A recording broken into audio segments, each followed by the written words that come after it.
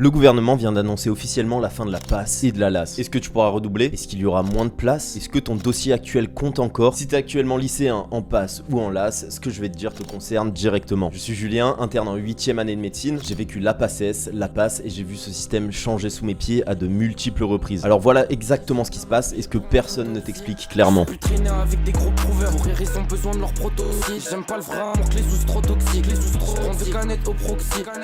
La semaine dernière, Philippe Baptiste et Stéphanie Rist ont tenu une conférence de presse à Paris Cité. Annonce officielle, la PASS et la LAS disparaissent dès la rentrée 2027. Si tu passes en terminale, tu seras la première cohorte à intégrer ce système. Si tu rentres en PASS ou en LAS, tu commences un parcours dont les règles vont changer pendant que t'es dedans. Et que personne ne comprend réellement, y compris les ministres qui viennent de l'annoncer. Et ça fait peur. Alors voilà ce qu'on sait avec certitude. Premièrement, une voie unique remplace la PASS et la LAS. Une première année de licence structurée en 3 blocs. Un bloc santé, un bloc disciplinaire et un bloc transversale. Deuxièmement, cette première année sera sur Parcoursup dès la rentrée 2027. Un vœu principal et des sous-vœux disciplinaires. Troisièmement, le redoublement sera possible une fois. 2 chances au total maximum et le classement prend en compte toutes tes notes. Bloc santé et bloc disciplinaire. Maintenant, ce qu'on ne sait pas encore, le nom de cette nouvelle voie n'a pas encore été annoncé. Les modalités exactes de sélection n'ont pas encore été définies et le budget alloué aux universités pour mettre en place cette réforme en 1 an pas chiffré. Les doyens de médecine eux-mêmes alertent sur un calendrier irréaliste. Autrement dit, on t'annonce un changement majeur pour dans moins de 18 mois sans te dire exactement comment ça va fonctionner. T'inquiète, ça a été ça pour toutes mes études moi aussi avec le Covid, la réforme des EDN. Mais c'est quand même exactement la situation que